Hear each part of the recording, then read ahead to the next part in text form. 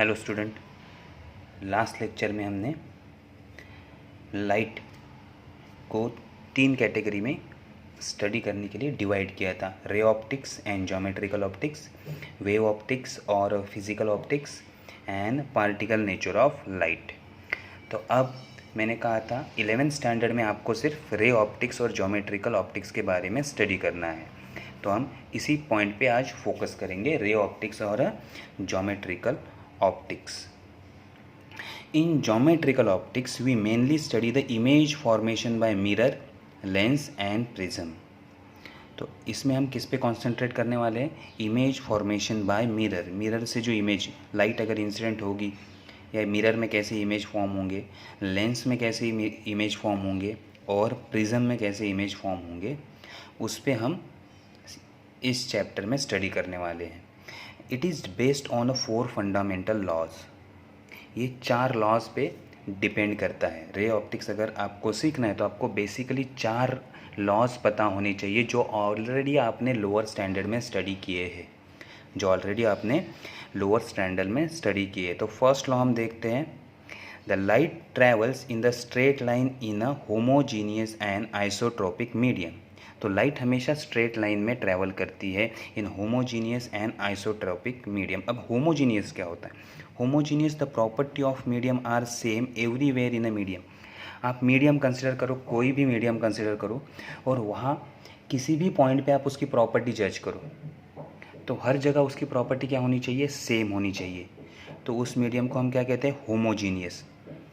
And isotropic, the property are in all direction, the properties are same in all direction.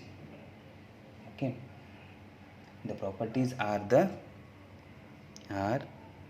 यहाँ same word रह गया। The properties are same in all direction, किसी भी direction से आप check करो तो प्रॉपर्टी क्या रहनी चाहिए? सेम रहनी चाहिए। किसी भी डायरेक्शन से आप चेंजेस करोगे तो चेंजेस सेम होंगे। So this is the properties are same in all direction. सारे डायरेक्शन में प्रॉपर्टी कैसे होनी चाहिए? सेम होनी चाहिए। तो उसे हम क्या कहते हैं? Isotropic medium. ये समझ में आ गया। First, light travel in a straight line, किसमें? Homogeneous and isotropic medium. Now second law, 2 or more rays can intersect at a point without affecting their path beyond that point. Okay, जब 2 और 2 से ज़्यादा रे एक पॉइंट पे आती है तो क्या होगा? तो क्या होता है, कोई भी रे एक दूसरे को अफेक्ट नहीं करती, कोई भी रे दूसरे रे को अफेक्ट नहीं करेगी, वो जैसे है वैसे के वैसे उस पॉइंट को क्रॉस करके चले जाएंगे। सपोज़ अब ये पॉइंट है, यहाँ से 2 रे आ रही है, सपोज़ ये एक रे आ रही है इस पॉइंट पे और ये सेकेंड रे आ रही है। अब ये दोनों पॉइंट पे क्रॉस होंगी, यहाँ आ जाएंगी। ठीक है, अब ये रे और ये रो एक दूसरे को अफेक्ट नहीं करेंगे, एज इट इज़ ये क्रॉस करेंगी और चली जाएंगी। ओके, ये अपनी डायरेक्शन में और ये अपनी डायरेक्शन में, एक दूसरे के काम में ज़रा भी दखल नहीं देंगे। मेरा रास्ता मैं पकड़ूंगा, तेरा रास्ता तू पकड़, किसी का इंटरफेरेंस नहीं होगा। सो 2 or more rays can intersect at a point without affecting their path beyond that point. ये पॉइंट छोड़ने के बाद भी अपने पाथ पे वो कायम है, उसी पाथ से वो ट्रैवल करेंगे, तो ये एक दूसरे को अफेक्ट नहीं करती। ये हो गया second law. Now third law is ये जो आपने स्टडी किया है साउंड में भी, law of reflection. Okay, a reflected ray lies in the plane formed by incident ray and normal. So this is reflected ray lies in a plane of incident ray and normal drawn at a point of incidence. यहाँ ray incident हो रही है तो ये point of incidence, तो ये हमने कहाँ से ड्रॉ किया है? नॉर्मल पॉइंट ऑफ इंसिडेंस से। Draw at a point of incident and the 2 rays are on the either side of normal. दोनों ray either side of normal है। तो क्या होता है? Incident ray, reflected ray, normal lies in a same plane and incident ray and reflected ray opposite to और in either side of normal, in either side of normal. तो ये तीनों रे एक ही प्लेन में होती है और इंसिडेंट रे और रिफ्लेक्टेड रे नॉर्मल के अलग अलग साइड में होती है, एक यहाँ रहेगी तो एक अपोजिट साइड में रहेगी। ये समझ में आ गया। देन इसी में सेकेंड लॉ क्या है, the angle of incidence and reflection are equal. So angle of incidence I से इंडिकेट करते हैं और एंगल ऑफ रिफ्लेक्शन आर से इंडिकेट करते हैं। The angle of incidence is equal to angle of reflection. So angle I is equal to angle R, angle I is equal to angle are.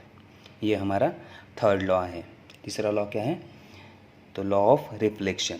Reflection कैसे होगा ये समझ में आ गया। लॉ ऑफ रिफ्लेक्शन ये ऑलरेडी हमने साउंड में भी स्टडी किया है, तो इसको ज़्यादा स्टडी करने की ज़रूरत नहीं है, क्योंकि जब कोई भी रिफ्लेक्टिंग सरफेस पे लाइन इंसिडेंट होती है तो वो रिफ्लेक्ट होती है। तो कैसे रिफ्लेक्ट होगी, तो इस लॉ को फॉलो करते हुए वो रिफ्लेक्ट होगी। ये समझ में आ गया। Now fourth law, law of refraction. Law of refraction spelling देखना, रिफ्रैक्शन है। First point, refracted ray lies in the plane form by incident ray and normal drawn at a point of incident and the two rays on either side of normal. तो reflected ray, incident ray and normal एक ही plane में होते हैं। Reflected ray, incident ray and normal एक ही plane में होते हैं and two rays on either side of normal, दो रे नॉर्मल के आइदर साइड पे होते हैं। देन सेकेंड पॉइंट एंगल से रिलेटेड है, angle of incidents, angle of incident θ1 in medium having refractive index n1। Okay, medium first में हम लेंगे incident angle, and angle of refracted, angle of refraction that is θ2 in the medium of refractive index n2 are related by Snell's law, are related by Snell's law. Okay, so angle of incidence and angle of reflection में relation कौन find करता है, Snell's law. और Snell's law हमें क्या कहता है, n1 sin θ1 is equal to n2 sin θ2। ये स्नेल्स लॉ है, इसको याद रखना है। ओके, तो अब हम डायग्रामेटिक स्टडी करते हैं इसका। देखो अब हम रिफ्रैक्शन का स्टडी कर रहे हैं, तो ये हमारा मीडियम 1 है और ये हमारा मीडियम 2 है। मीडियम 1 का रिफ्रैक्टिव इंडेक्स क्या है, μ1। मीडियम 2 का रिफ्रैक्टिव इंडेक्स क्या है, μ2। और ये दोनों को सेपरेट करने वाली बाउंड्री, ये क्या है, ये बाउंड्री है जो मीडियम 1 को और मीडियम 2 को सेपरेट करती है। सपोज यहाँ एयर है ऊपर और नीचे क्या है, वाटर है, तो एयर और वाटर को सेपरेट करने वाली ये बाउंड्री। ये समझ में आ गया। देन लाइट आ रही है, this is incident ray. Incident रे यहाँ इंसिडेंट हो गया, वहाँ से हम नॉर्मल ड्रॉ करेंगे, वहाँ से हम नॉर्मल ड्रॉ करेंगे और यहाँ एक मीडियम से दूसरे मीडियम में रे जा रही है तो बेंड होती है, एंगल चेंज हो जाता है। ओके, तो पहला लॉ हमें क्या कहता है, incident ray, normal and refracted रे एक ही प्लेन में रहते हैं, ये तीनों एक ही प्लेन में है। Okay, and incident ray and refracted either side of normal, normal के अपोजिट साइड में रहते, एक यहाँ रहेगा तो एक दूसरी तरफ रहेगा। Then angle of incidence, angle of incidence हम किससे फाइंड करते हैं, θ1 से, हम किससे फाइंड करते हैं, θ1 से। और एंगल ऑफ रिफ्रैक्शन हम किससे फाइंड करते हैं, θ2 से। ओके, अब देखो हम इसकी जगह n1 लिखते हैं। ओके, n1 रिफ्रैक्टिव इंडेक्स और रिफ्रैक्टिव इंडेक्स क्या लिखते हैं, n2।